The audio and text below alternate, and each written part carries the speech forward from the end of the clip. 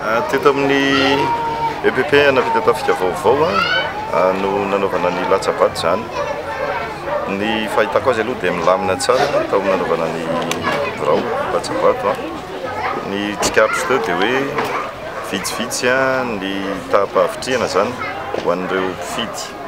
Engany mbola manana adiny ray sasany eo tsika dia mbola mba hitombo ireo mpifidy ireo. Ny tena nay moa efa nanodidina an'ilay bureau de vote rehetra eto amin'ny commune Ampitatafika dia misy ihany aloha ny atao hoe tsy manara-dalàna. Ilay tsy manara-dalàna hitanay zao dia hoe amin'ny Fokotany Atsimbohatra bureau de vote larana faha-efatra sy faha-5 ao daholo ao anatin'ny bureau mpifidianana daholo ny délégué sy ny suppléant ny candidat anankiray mahaleo teny eto Ampitatafika. Zay mbola laidaitra ihany fa alina ny matériel-ny urne zany dia ny candidat numéro 5 eto Ampitatafika naka azy. Ny tomobile moa zany dia tena identifié mihitsy ny hoe 2111 TH dia niaraka ela be tamin'ny senita teto hatramin'ny 10 alina ry zareo dia misy olona mihitsy vavolombelona zany dia efa manaja ny olona mety hoe isin'ny atao hoe efa mety tsy fahamarinana ao anatin'ilay fifidianana. Dia efa azo sary moa ireo délégué sy ny suppléant mbola miampy olo-kafa ihany koa amin'ilay bureau de vote dia endrika moa somary ohatra mivandravandra an'izay miditra daholo ka tsy haiko dikan'izay dia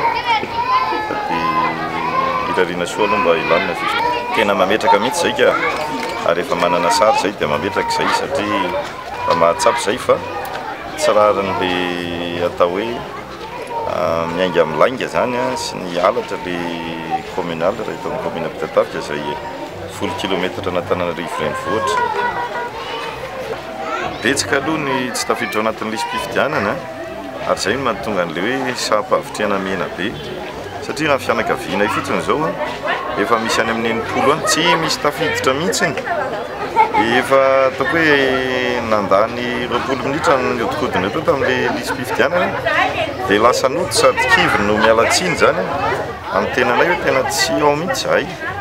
Dia izay Fokotany alehanay aloha dia betsaka kosa aloha ny tena tsy tafiditra ary misy tafiditra tamin'ny fifidianana filoham-pirenena dia tsy tafiditra indray amin'izao fotoana izao dia tsy fantatra hoe ina moa zany no tena mysterin'izany rehetrarehetra zany.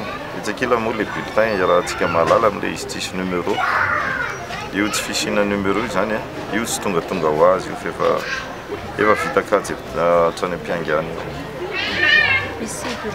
Nisy amin'ny bureau de vote eto dia 9 ny fepetra raisinay dia eo aloha zany ny délégué anay rehetra dia efa nomena lampe de poche daholo vaovao. Dia etsakilan'izay koa efa miara-miasa tanteraka amin'ny hoe ny président ny CEC dia ny gendarmerie zany mifandray mivatana amin'ny candidat larana fahatelo izy dia ifampilazana zany raha ohatra ka ataontsika hoe misy ny sanatrisy ny korotana.